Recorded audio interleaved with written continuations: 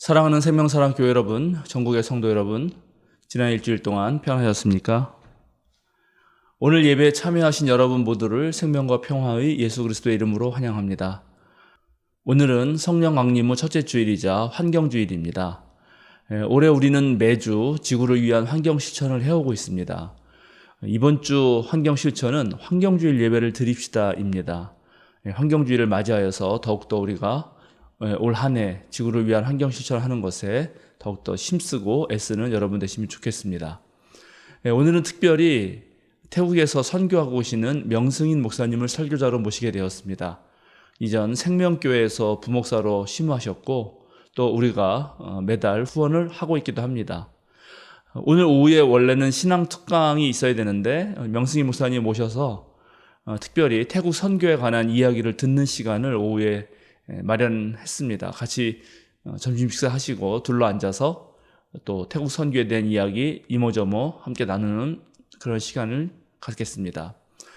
오늘 오후에 저는 우리 교회에서 심하셨던 신민정 목사님 이제 벙컨교회 부목사 부임식을 하는데 제가 설교자로 가게 됩니다.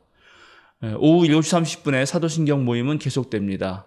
17강 하나님을 믿는다는 것은 무엇인지에 대해서 함께 다뤄보도록 하겠습니다. 이제 성부, 성자, 성령의 임재를 알리는 세 번의 징홀림과 함께 우리 모두 마음을 모아서 영과 진리로 하나님께 예배하겠습니다.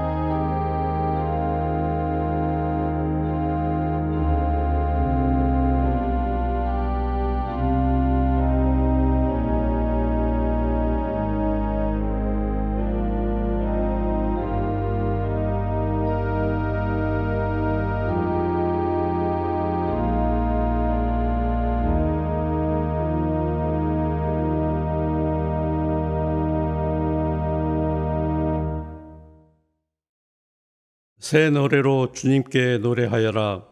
온 땅아 주님께 노래하여라. 주님께 노래하며 그 이름의 영광을 돌려라. 그의 구원을 날마다 전하여라. 아멘.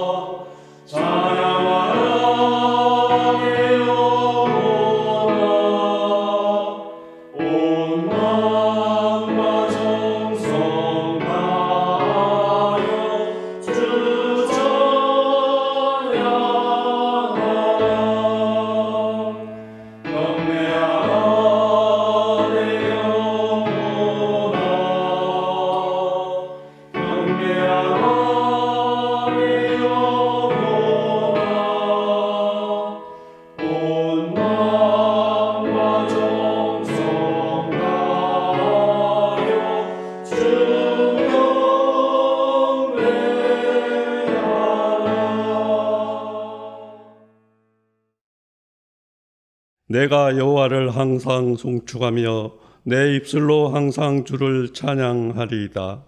내 영혼이 여호와를 자랑하리니 곤고한 자들이 이를 듣고 기뻐하리로다. 나와 함께 여호와를 광대하시다 하며 함께 그의 이름을 높이세. 내가 여호와께 간구하매 내게 응답하시고 내 모든 두려움에서 나를 건지셨도다. 그들이 주를 앙망하고 광채를 내었으니 그들의 얼굴은 부끄럽지 아니하리로다. 이 곤고한 자가 부르짖음에 여호와께서 들으시고 그의 모든 환난에서 구원하셨도다. 여호와의 천사가 주를 경외하는 자를 둘러 진치고 그들을 건지시는도다. 누구든지 여호와의 이름을 부르는 자는 구원을 얻으리니 너희는 여호와의 선하심을 맛보아 알지어다. 그에게 피하는 자는 복이 있도다. 너희 성도들아 여호와를 경외하라. 그를 경외하는 자에게는 부족함이 없도다. 다 같이 젊은 사자는 궁핍하여 죽일지라도 여호와를 찾는 자는 모든 좋은 것에 부족함이 없으리로다. 아멘.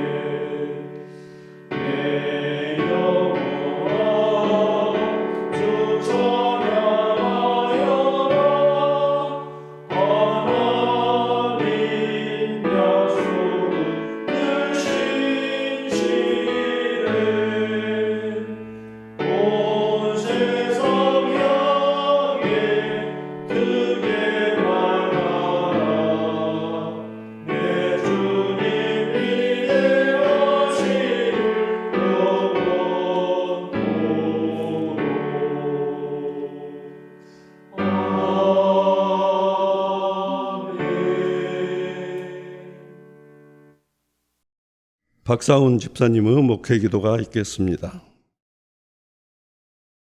선하신 하나님, 우리와 함께 하심을 감사합니다.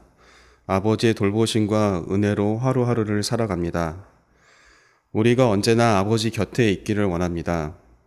우리 삶 가운데 있었던 죄들을 용서해 주시고 지치고 힘든 마음이 있다면 위로해 주십시오. 주님, 그리스도인이란 이름으로 주님의 발걸음을 따라갑니다. 그 한 걸음 한 걸음 내딛는 게 우리에게 참 힘이 듭니다. 우리를 붙들어 주십시오. 주님께서 아버지 안에 거하셨듯 우리도 주님 안에 거하기를 원합니다. 그래서 주님을 따라 열매 맺는 삶을 살기 원합니다. 세상이 시끄럽습니다. 대화와 협력보다는 비난과 혐오로 얼룩진 지 오래입니다. 서로 옳다 내세우지만 정치적 득실만 보일 뿐 약자의 목소리는 들리지 않습니다. 약자에게 폭력을 내세우던 시대로 돌아가는 건 아닌지 두렵습니다. 주님, 우리를 세상의 빛과 소금으로 부르셨으니 우리가 그 역할을 감당하게 하시고 그리스도인으로서 이 시대를 살아가는 우리에게 지혜를 주십시오. 들가에 핀 작은 들풀도 싹을 피우고 꽃을 피웁니다. 보잘것없는 작은 저희지만 주님을 따라 생명이 싹트고 열매 맺는 삶을 살아가기 원합니다. 우리를 성령으로 가르치시고 인도해 주십시오. 예수님의 이름으로 기도드립니다.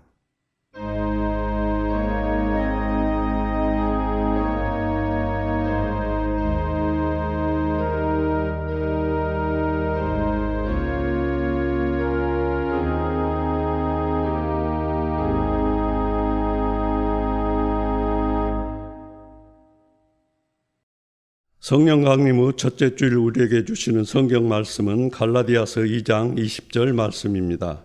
함께 읽겠습니다. 나는 그리스도와 함께 십자가에 못 박혔습니다. 이제 살고 있는 것은 내가 아닙니다. 그리스도께서 내 안에 살고 계십니다. 내가 지금 육신 안에서 살고 있는 삶은 나를 사랑하셔서 나를 위하여 자기 몸을 내어주신 하나님의 아들을 믿는 믿음 안에서 살아가는 것입니다. 아멘.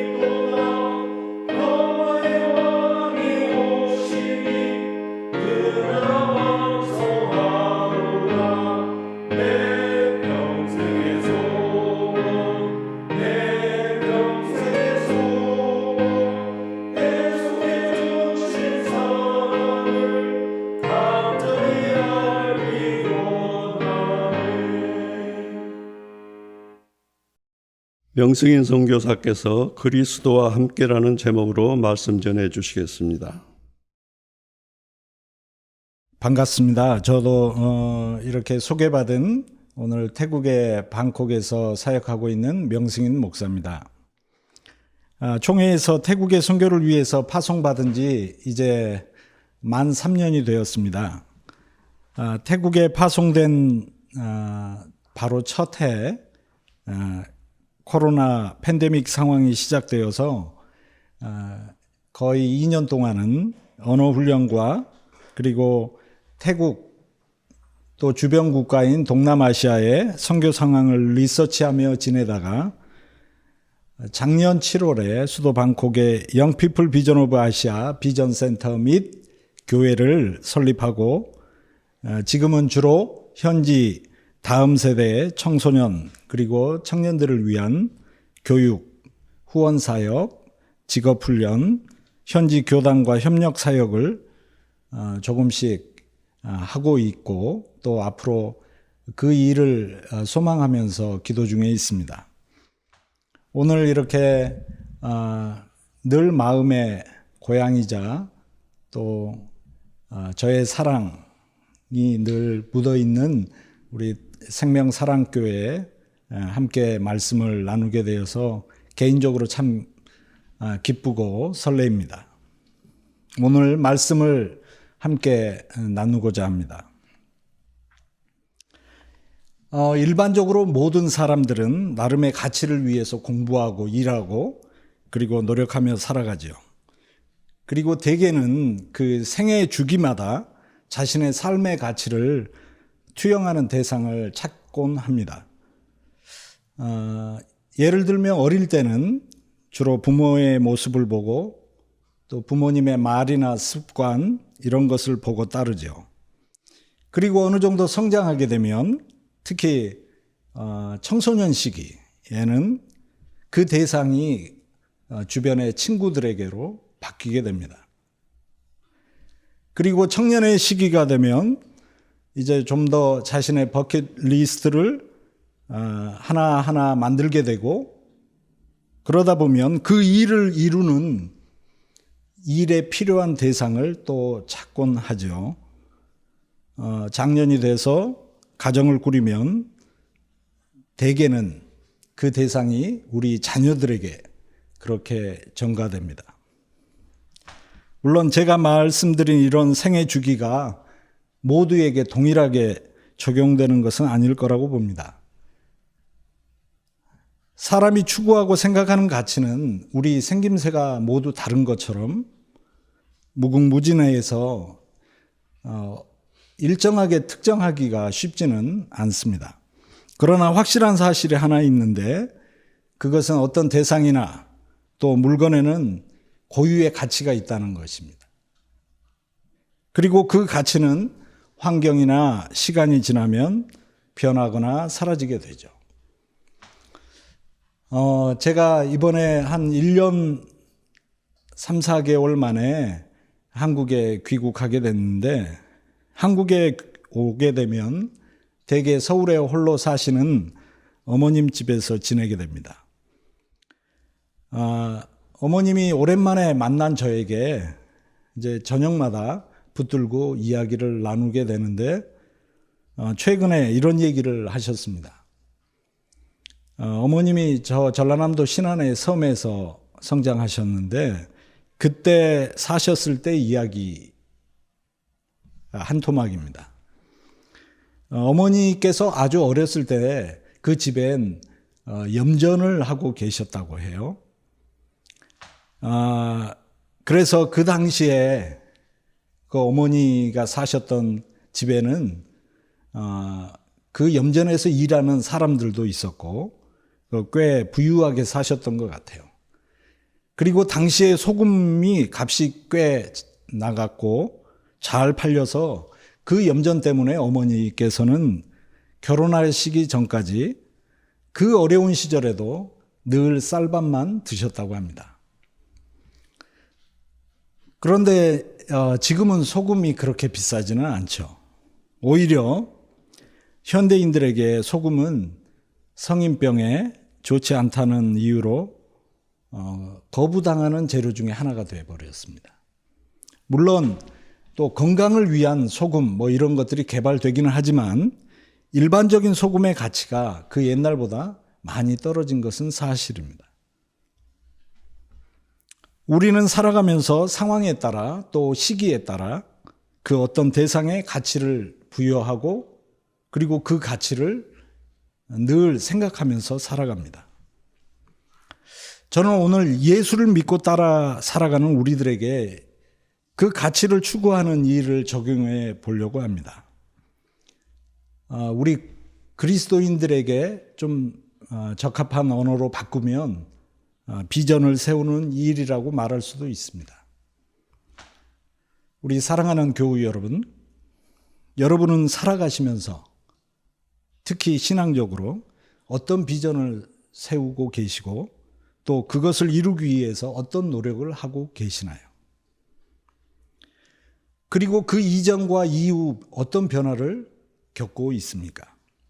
성경을 보면 자신의 삶에 아주 결정적인 변화를 가져온 인물들이 여러 등장합니다. 많은 인물들 중에 오늘 저는 여러분들과 함께 이 사도 바울을 한번 생각해 보고자 합니다.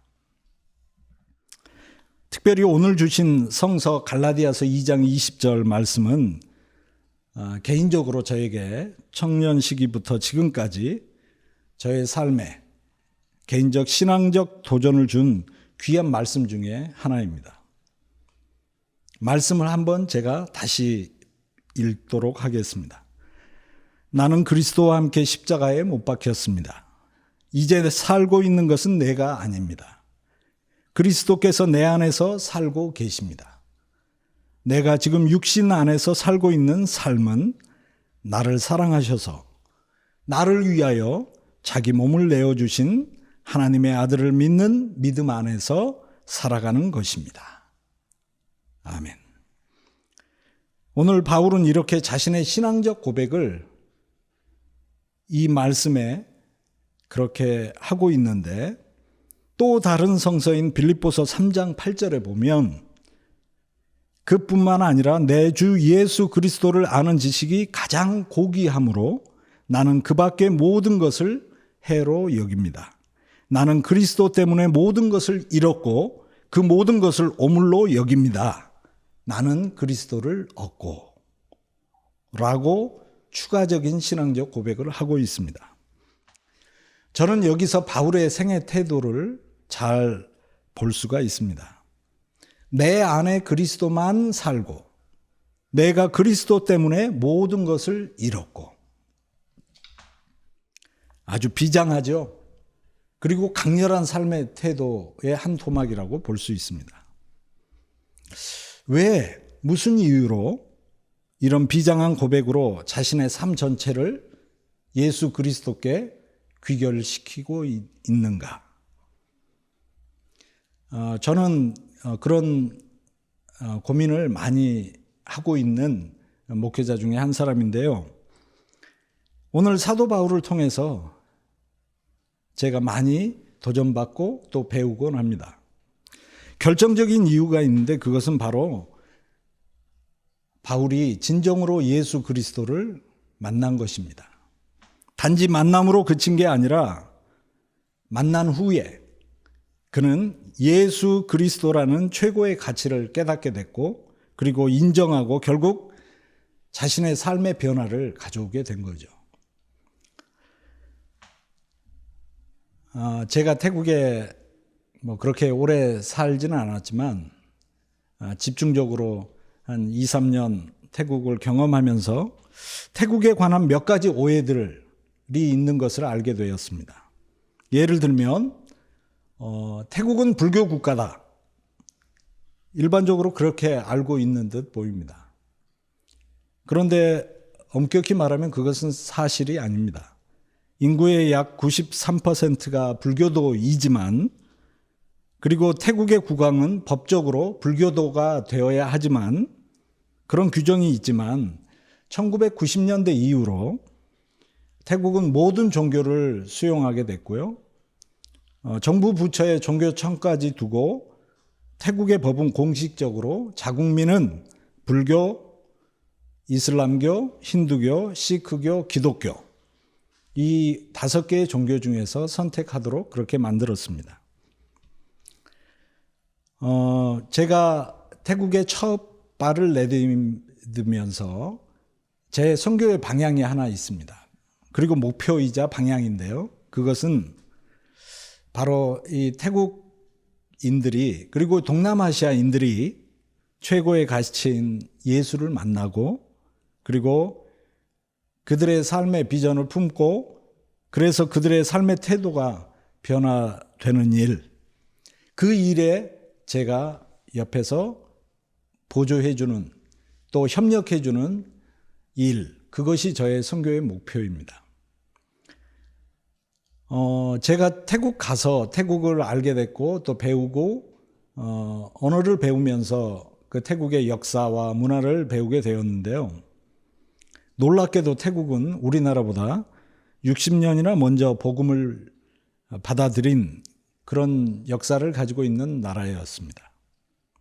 이 사실을 모르는 분들 또한 많습니다. 1828년 공식적으로 태국 선교가 시작된 이후로 지금까지 195년 동안 태국은 많은 선교적인 활동이 있었고, 지금도 수천 명의 선교사들이 활동하면서 선교하는 나라입니다. 그럼에도 불구하고 태국의 기독교는 아직 태국 전 인구의 0.6%, 숫자로는 약 40만도 되지 못합니다. 한마디로 소수 종교죠. 그동안 많은 나라에서 태국 전역에 수십 년 동안 100년이 넘는 기간 동안 막대한 인력과 재정을 투입했습니다. 대표적인 나라가 미국의 PCUSA 교단입니다. 그래서 지금 태국 곳곳에는 그 선교사들의 피땀 흘린 선교적 흔적들이 남아 있습니다. 그 가운데 우리 교단과 MOU 관계에 있는 태국 CCT 교단은 태국 내 가장 교세가 큰 개신교 교단입니다. 이 교단은 태국 수도 방콕의 중심 건물을 가지고 있고요. 거기에 본부를 두고 태국 전역에 24개 노예를 두고 있습니다. 그리고 그 CCT 산하에는 대학교, 병원, 국제학교, 초중고등학교 등 수많은 기관과 또 막대한 부동산을 소유하고 있는 그런 교단입니다. 그런데 아이러니한 것은 그 교단에 속한 일반 교회들은 아주 열악한 상황입니다. 교회의 30% 이상이 목회자가 없고요. 미자립 교회이고 목회자의 월 생활비는 3년 전 통계이긴 하지만 평균 9,000바트, 그러니까 우리 돈으로 하면 약 35만 원 정도의 수준입니다. 그래서 많은 목회자들이 생활고로 인해서 제2의 직업을 가지고 살아갈 수밖에 없습니다. 목회자를 양성하는 신학교가 있지만 점점 지원하는 사람도 적을 뿐더러 거기에 신학교육 수준도 아주 미약한 상태입니다. 그동안 동남아시아에서 가장 많은 유무형의 선교적 유산들이 투입된 나라이면서 지금도 우리나라 선교사가 약 900가정 이상이 선교하고 있는 태국. 그럼에도 불구하고 태국의 기독교는 소수 종교에 그치고 있습니다. 물론 숫자가 중요한 것은 아니지만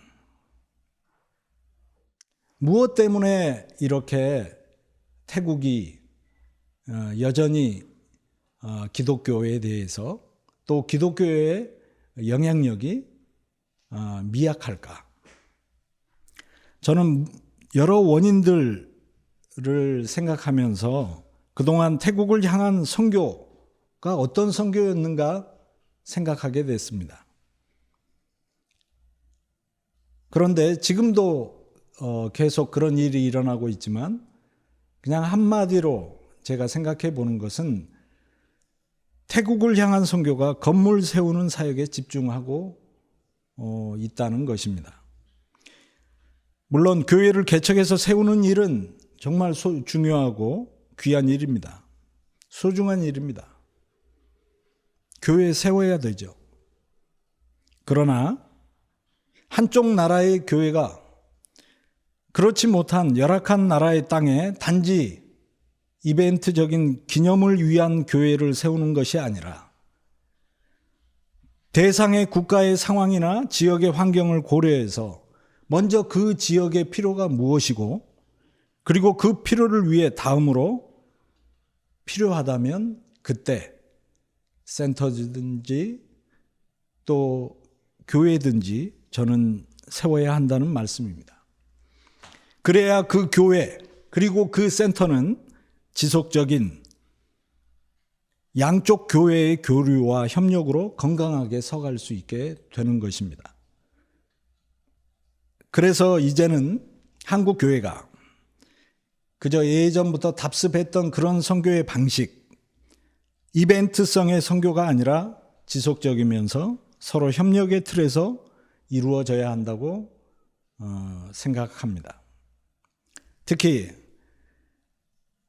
제가 있는 그 태국의 지역이 먼저 사람을 세우는 사역에 좀 더 집중해야 한다고 깨달았습니다. 태국을 제가 한 6개월 정도 이렇게 전역을 돌아다니게 될 기회가 있었습니다. 태국의 특히 북부 지역, 치앙마이, 치앙라이, 매홍선 이런 지역에는 높은 산에 거주하는 산족 소수 부족들이 아주 많이 있습니다. 그리고 그동안 기독교는 주로 이 소수 부족을 향한 선교가 대부분이었습니다. 그러다 보니까 이 고산 지역이나 북부 지역에는 산속에 개척된 교회가 아주 많습니다. 그러나 반대로 도시로 내려가면 그런 교회를 찾아보기 어렵습니다. 간혹 있다고 해도 10여 명 모이는 그런 미자립의 교회가 대부분입니다. 수십 년간 한국 교회가 태국에 선교하고 그 결과로 정성껏 모은 선교 헌금을 해서 교회당을 지었지만 계속적인 지속적인 돌봄이나 협력이 중단되어서 그냥 건물만 남은 교회당도 많은 것이 지금의 현실입니다. 우리나라 선교 초창기 외국 선교사들을 통해 학교나 병원 등이 많이 지어졌죠. 당시 우리나라 조선 시절에 그 초창기 선교사들을 통해서 많은 도움을 받은 것 사실입니다. 그런데 그 시절에 또 하나의 놀라운 일이 있었습니다. 복음을 받아들인 우리 신앙의 선배들은 교회당만은 우리 손으로, 우리 힘으로 지어야 한다는 그런 분위기가 있었습니다. 독립적이고 자립적이며 진취적인 토착교회 형성이라는 네비우스 선교 정책을 받아들인 거죠.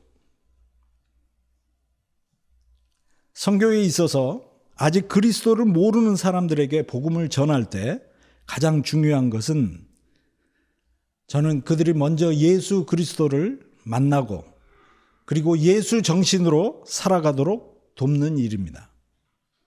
진정으로 태국 사람들이 예수 그리스도를 만나서 그들의 정신에 뿌리 내린 윤회적 보상 심리를 깨고 현실의 숙명론에서 벗어나려면 저는 그들이 예수 정신, 그것이 그들의 삶에 영향을 끼쳐야 한다고 생각합니다.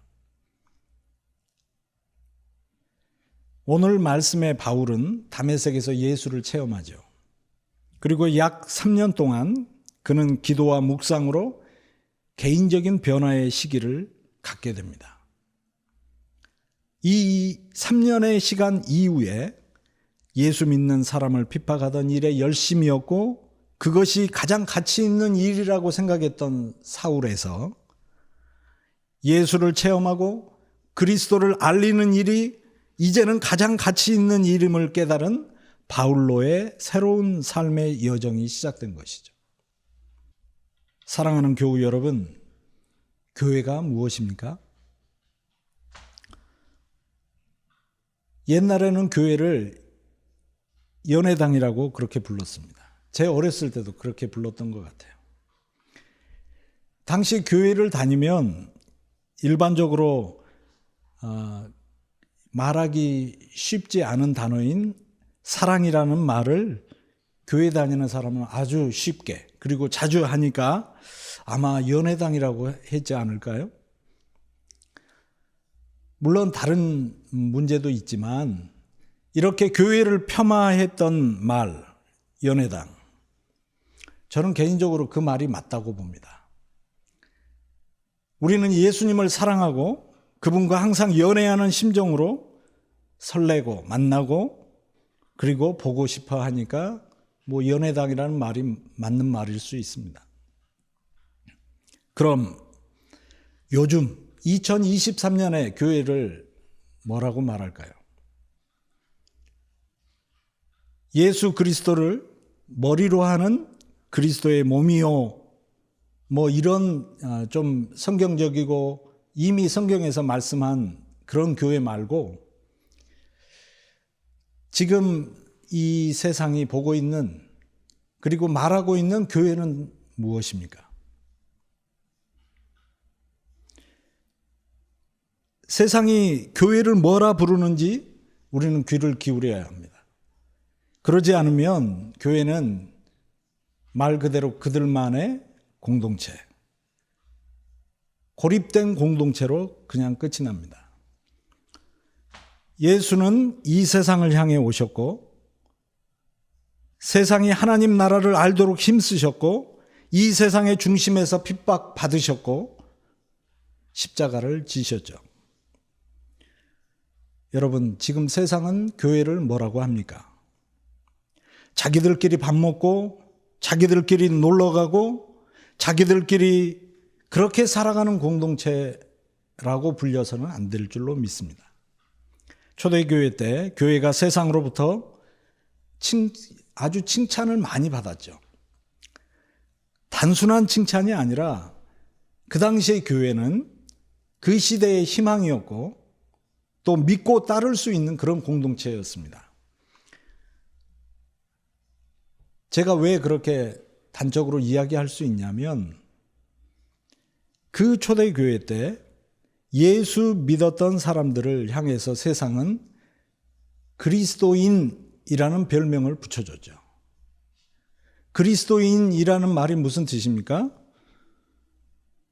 예수를 따라 살아가는 사람들이라는 뜻이죠. 예수를 따라서 살아가는 그런 사람들, 세상으로부터 붙여진 별명입니다. 제가 태국말을 배우는 가운데 그 아주 인상적인 단어가 하나 있습니다. 교회라는 단어가인데요. 교회라는 단어가 뭐냐면 티봇이라고도 하고요. 또 크리스짝이라고도 합니다. 크리스짝. 크리스는 우리가 잘 아는 대로 그리스도고요. 뒤에 짝이 붙어서 교회를 의미합니다. 태국어의 크리스짝. 그 단어가 참 매력적이에요. 진정으로 예수 그리스도와 짝이 되어야 교회가 되는 거죠. 세상을 닮아버리고 세상과 짝이 되어서는 더 이상 교회가 아닙니다.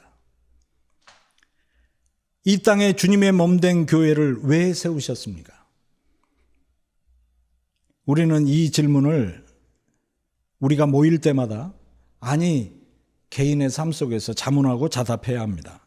교회는 예수를 그리스도로 고백하는 사람들이 모여 이룬 그리고 부름받은 공동체입니다. 사람들은 착각하죠. 내 결단, 내 의지로 교회를 나온다. 여기 모인 우리 한 사람 한 사람 하나님께서 작정하시고 부르셨습니다. 내 결단, 내 의지가 아니라 하나님께서 부르셔서 우리가 모인 것입니다. 그래서 교회를 이룬 것이고 생명사랑 공동체를 이룬 것입니다. 교회란 무엇인가? 제가 한스 퀸의 교회 그 축소판의 책이 새로 있는 걸 봤습니다. 거기에 이런 내용이 나옵니다. 신앙과 교회는 서로 의존하며 서로 도와 열매를 맺습니다. 그러나 궁극적으로 신앙과 교회의 근거는 서로에게서 찾을 수 없으며 독자적으로 찾을 수 있는 것도 아닙니다. 둘의 공통의 근원은 하나님의 구원 활동입니다. 신앙이 먼저냐, 교회가 먼저냐 하는 것은 닭이 먼저냐, 달걀이 먼저냐 하는 것과 마찬가지로 끝이 없는 질문입니다. 신앙도 교회도 절대화해서는 안 됩니다. 절대화된 신앙은 교회를 붕괴시킵니다. 절대화된 교회는 신앙을 파산시킵니다. 무엇보다 중요한 것은 하나님의 구원 활동의 신앙에 교회에 앞선다는 것입니다. 이런 대목이 있습니다. 저는 이 말씀이 또 이 내용이 얼마나 귀한지 모릅니다.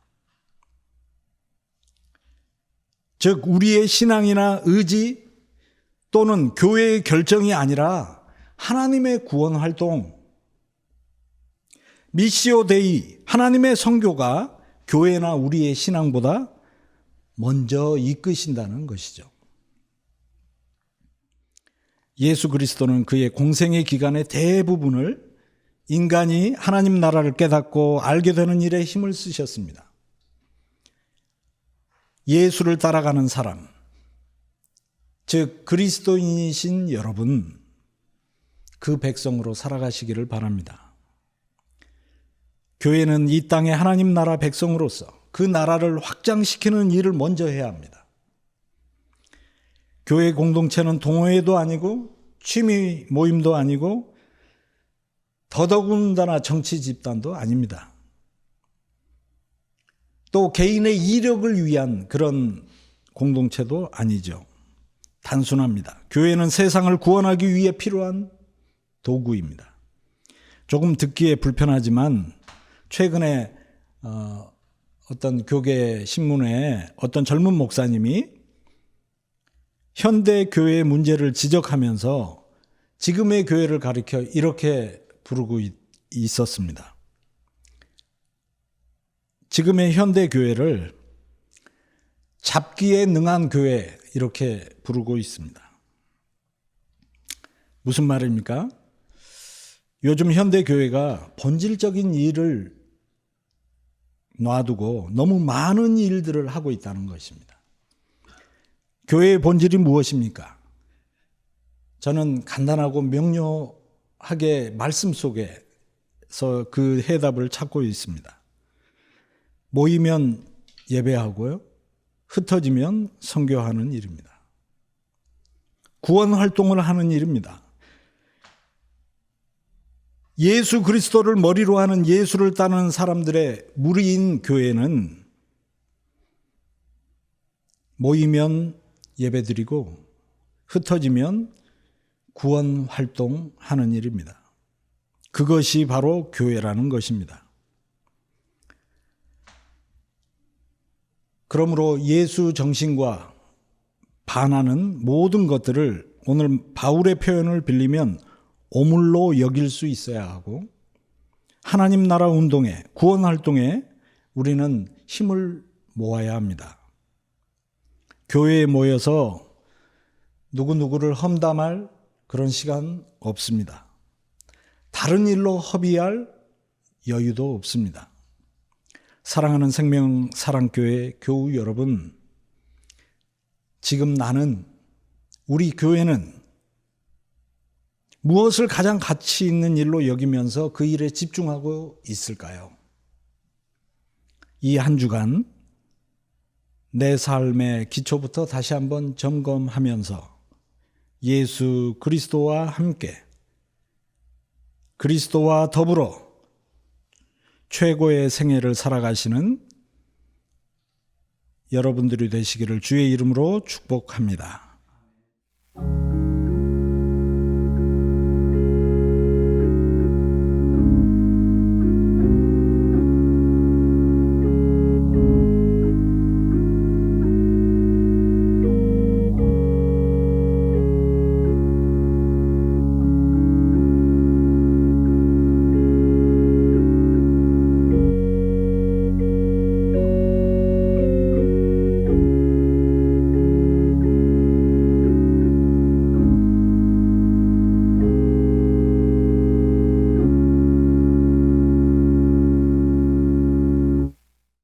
우리 함께 생명사랑 신앙 고백문으로 우리의 신앙을 고백하도록 하겠습니다. 우리의 궁극적 의미이신 하나님은 세상을 사랑으로 품으시고 따스함으로 다독이시며 모든 생명을 창조하시는 근원입니다. 참 인간으로 하나님과 일치를 이루신 예수님은 흔들림 없는 사랑의 나라를 꿈꾸게 하시고 그 꿈을 지금 여기에서 누릴 수 있게 하시는 희망이며 우리가 이루어갈 구원의 기준입니다. 모든 생명을 사랑으로 충만케 하시는 성령님은 우리의 삶과 역사를 진리로 이끌어 주시고 우리를 일깨우셔서 선한 뜻을 따르게 하십니다. 삼위일체 하나님을 만난 우리는 서로의 다름을 인정하고 약한 이들의 아픔에 민감하게 반응하며 그들과 함께 하겠습니다. 우리는 아름답고 선한 것에 주목하고 하나님의 창조 세계를 지키며 생명을 살리는 삶을 살겠습니다. 우리는 세상의 욕망에 휘둘리지 않고 하나님 나라의 가치인 생명, 평화, 정의에 따라 살 것을 다짐합니다.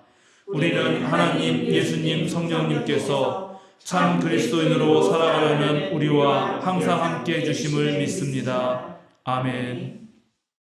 이제 우리 모두 보냄 찬송 370장 주 안에 있는 나에게 함께 부르겠습니다.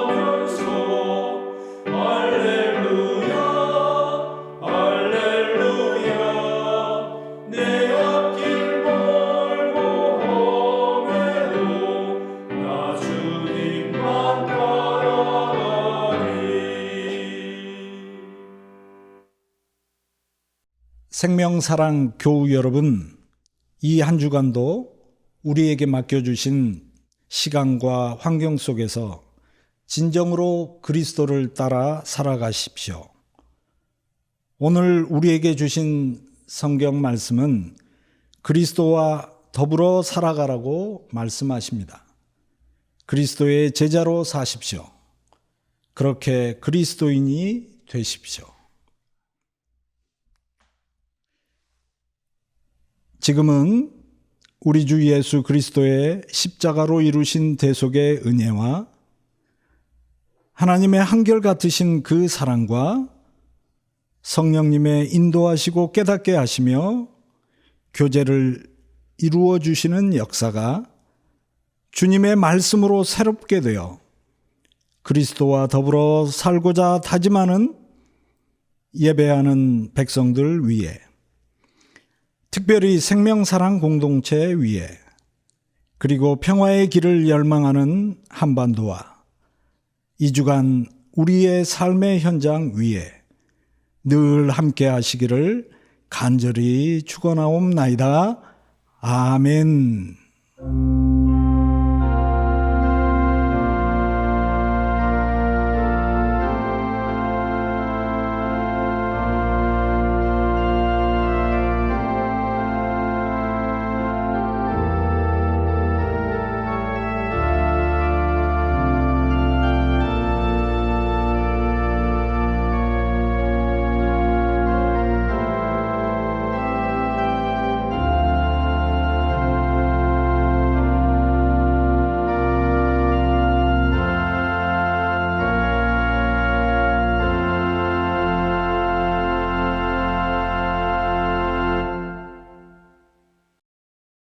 알림과 사귐 시간입니다. 오늘은 성령 강림 후 첫째 주일이자 환경주일입니다.